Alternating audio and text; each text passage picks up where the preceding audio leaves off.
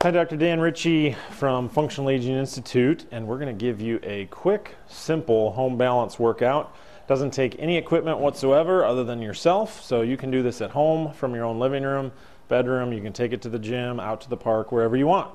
So real simple, we're going to start with some lower body side-to-side squats, and we're going to pretend sort of like we're stepping over something. So Megan's going to take a step towards me like she's stepping over a curb, and then she's going to go ahead.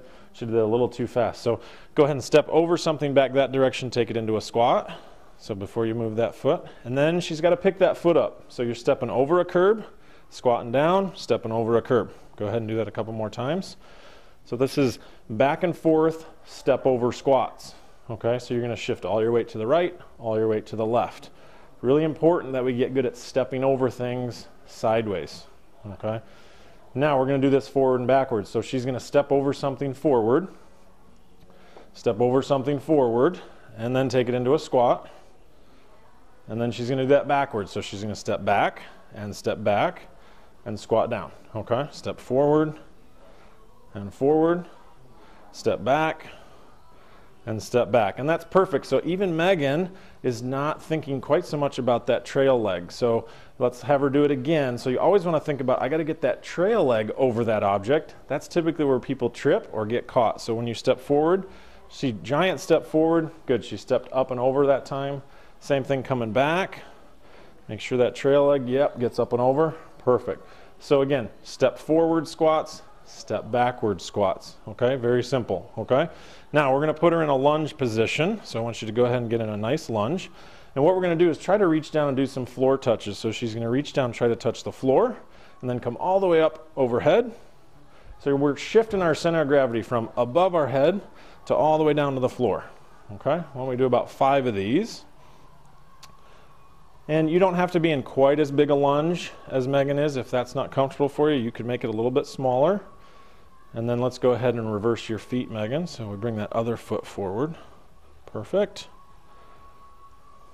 So same thing, she's trying to get down to the floor. Now some of you, if this is the first time you've ever done it, you might say, well, I can't get down to the floor. That's fine.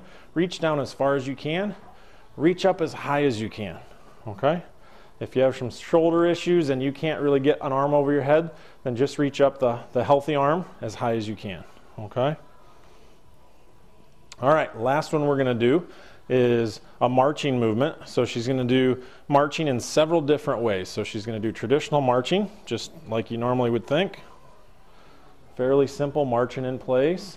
If we wanted to make it more challenging, we could ask her to put her hands up on top of her head or all the way up straight over her head. Okay, either way. Again, that's going to raise her center of gravity, make it a little bit harder to control her balance.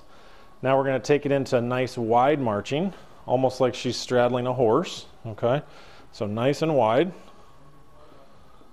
A little bit wider. There we go.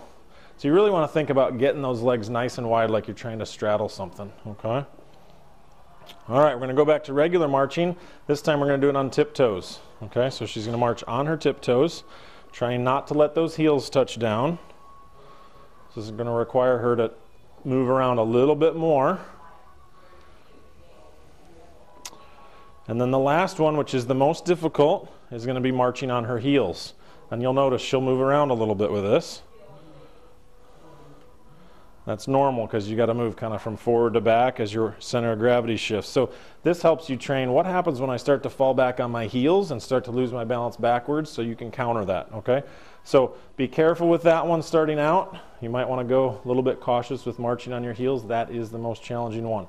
Dr. Dan Ritchie from Functional Aging Institute with a quick home balance workout for you.